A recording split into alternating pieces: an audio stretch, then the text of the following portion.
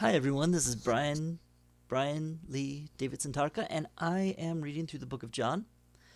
Yesterday I wrote a passage that there's some scholarly debate over as to whether it was an original account. My bringing up that there is scholarly debate over it, some found controversial. I was very kindly contacted about it, and yes, I do think it's worth, when you're doing a reading of the Bible, to be honest about the scholarly debates that are out there and whether a passage was actually included in the original manuscript. So, so I discussed that. I tend to lean the direction of the Bible translators and publishers who state that a place that a section of the manuscript might not have originally been there. So I cited that yesterday, and I'm going to continue on with a portion of scripture that the majority of scholars do feel was part of the original manuscript. Okay, so we're continuing that, starting at John chapter 8, verse 12, going through verse 20. Okay? So there was a section that may have been inserted there in the text, and now we're going back to the text that scholars feel was there. The majority of scholars would say we're back to the text that is not in question. Okay, so let's continue with verse 12. Dispute over Jesus' testimony. When Jesus spoke again to the people, he said, I am the light of the world. Whoever follows me will never walk in darkness, but light uh, shall have the light of life. The Pharisees challenged him, Here you are appearing as your own witness. Your testimonies are not valid. Pharisees were kind of religious leaders of the time. They could stop and say, it's like, well, we don't approve of you. We don't approve of you, so why are you here? That's what they could do. They put themselves they managed to work themselves into this institutional authority. So so they're calling Christ out on this with their own authority, saying, "You come here with your authority, but the authorities didn't approve you."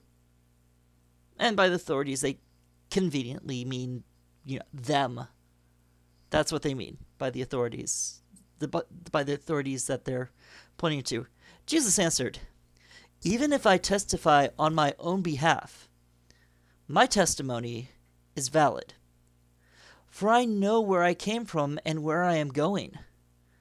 But you have no idea where I came from or where I'm going.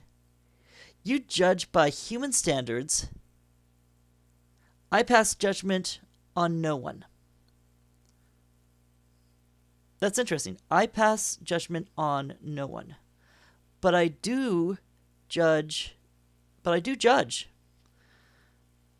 My decisions are true because I am not alone. I stand with the Father who sent me. That's God. God the Father. In your own law, it is written that the testimony of two witnesses is true. I am the one who testifies for myself. The other witness is the Father who sent me. That's not going to make the Pharisees happy. Then they asked him, Where is your Father? You do not know me or my Father, Jesus replied. He's saying this to religious leaders. Let's keep that in mind. If you knew me, you would know my Father also. He spoke these words while teaching in the temple court near the place where the offerings were put. Yet no one seized him because his hour had not come. Okay, so we're still waiting for the time of the crucifixion, the time we celebrate during Easter where Christ died and rose again.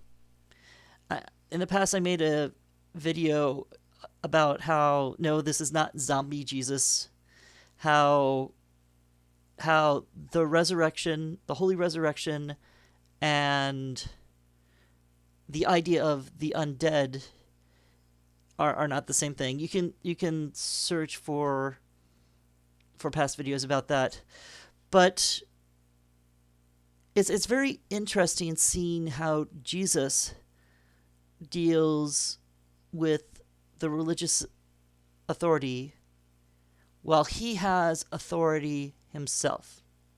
He has the right information. He knows where he's coming from. But he's also pointing out that these religious people don't necessarily believe what they're talking about as much as they like the authority that they have. Jesus is seeing this. Jesus is dealing with an earthly authority while relying on his personal spiritual authority that he's 100% confident in. Okay, so think about that as people talk to us. Are the religious people talking to you regarding you as a human being? And if so, do they value human beings? God made humanity in his image, and God values humanity. So let's ask questions. Are the leaders, and this could go beyond religious leaders, are the religious leaders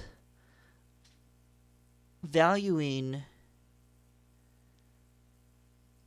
the Father? And are those who aren't religious leaders, are they valuing truth? Something to think about. Okay, you guys take care. Keep asking questions. And, God answers prayer. If you want me to pray with you, feel free to message me and let me know. And I'll, stay safe. Stay safe and stay home when you can. Take care, everybody. Thank you, everybody who's working hard out there and has to be out in these dangerous conditions. God bless you all. Bye-bye.